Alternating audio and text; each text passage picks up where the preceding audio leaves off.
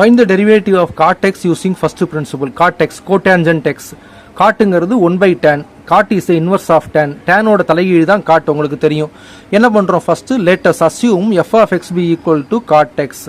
Assume f of x is equal to cot x. f of x ஏன் போடுறோம்னா இந்த நோட்டேஷன்ல பூரா f of தான் போட்டுக்கிட்டு இருக்கோம். அதனால f of x எடுத்துக்கிறோம்.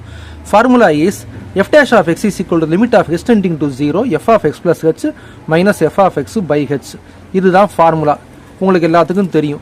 இப்போ என்ன பண்றோம்? சப்ஸ்டிடியூட் பண்றோம். f dash of x is equal to limit of x tending to 0 cos cot x plus h. x க்கு பதிலா x plus h minus cot x by h. காட்டுங்கிறது என்ன? சைனோட tan ஓட தலைகீழி cot xங்கிறது cos x by sin x. You know cot x is equal to cos x by sin x. It is the inverse of tan x. So we are putting cot x as cos x plus h by sin x plus h for a reason. It will make it easy for us to solve this.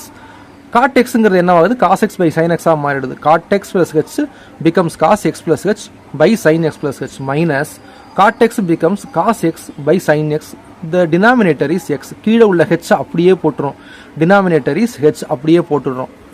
அடுத்து என்ன ஆகுது?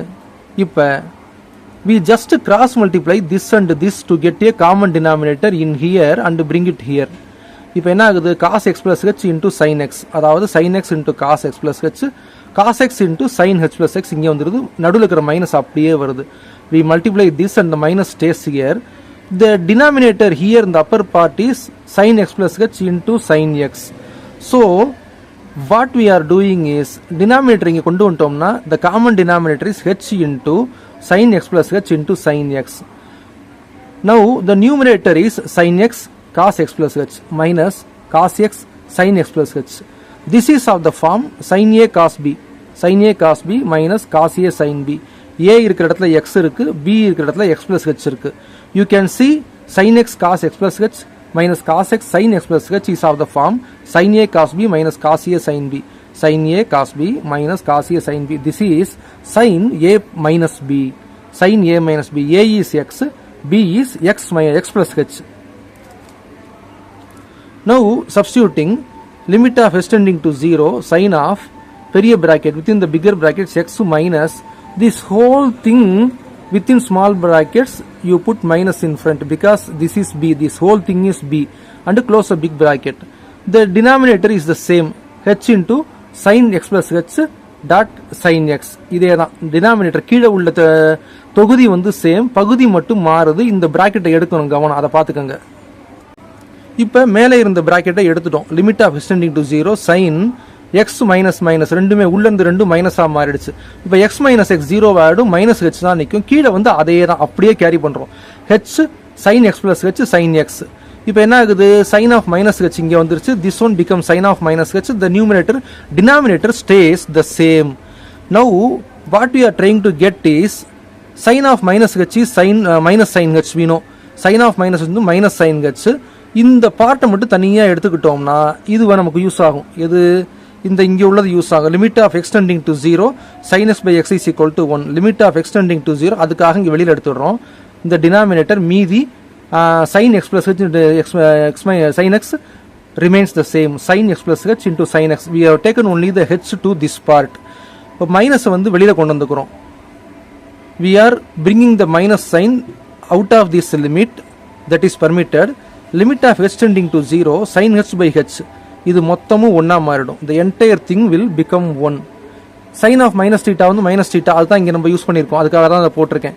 அடுத்தது லிமிட்டை ரெண்டாக பிரிச்சு limit of h tending to 0 1 by sin x plus h sin x னு போடுறோம். Limit of h tending to 0 sin h by h. The second part is limit of h tending to 0 1 by sin x plus h sin x. Nothing is changing here. And we know limit of x tending to 0 sin x by x is equal to 1. So the entire thing becomes 1 here. Minus 1. This minus is here. Minus போட்டோம் இங்க. 1 by, we know h is a very small amount. H tending to 0. So it will make only less difference. X plus h is nothing but x plus 0. Literally. Almost. So x. So the denominator becomes, கீழே என்ன ஆகுதுன்னா x plus hல h ரொம்ப small. Very small amount. அதனால ignore it. Sin x into sin x வந்துருது. Sin x into sin x என்ன? Sin of sin squared x, we know sin squared x, minus 1 by sin squared x. 1 by sin squared x ங்கிறது என்ன? cosecant square x, minus இங்க இருக்கு, minus cosecant squared x. f of x is equal to cot x na, f dash of x is equal to minus cosecant squared x. My phone developed some problem, so bear with me. The flashlight went off, citing overheating, so I am finishing this video with a handheld torchlight. So bear with me for this one video. I will upload it as such.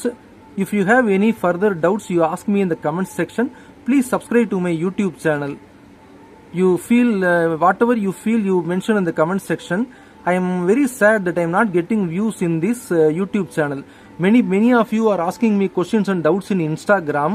I am repeatedly telling you, in Instagram it is impossible to explain anything in 90 seconds. But here this problem has taken almost 6 minutes. எல்லாரும் வந்து YouTube channel subscribe பண்ணுங்க. என்ன சந்தேகம்னாலும் இங்கே கேளுங்க. இன்ஸ்டாகிராமில் அத்தனை பேர் கேள்வி கேட்குறீங்க, அங்கே 90 செகண்டில் ஒன்றும் சொல்ல முடியாது. இந்த ப்ராப்ளத்துக்கு 6 நிமிஷம் ஆயிருக்கிட்டதட்ட. அதனால் எல்லாம் யூடியூப் சப்ஸ்கிரைப் பண்ணுங்க. எடுத்துட்டு இருக்கிறவே கேமராவில் வந்து லைட் ஆஃப் ஆயிடுச்சு செல்ஃபோனில். அதனால் ஒரு கையில் இருந்து டார்ச் லைட் வச்சு பண்ணுறேன் இந்த பின்பாதி. அதனால் இந்த ஒரு வீடியோக்கு நீ பொறுத்துக்கோங்க. நாளைக்கெல்லாம் பகலில் வீடியோ எடுத்துடுறேன். சப்ஸ்கிரைப் பண்ணுங்க. சந்தேகம்னா கமெண்ட்ல கேளுங்க. மிக்க நன்றி.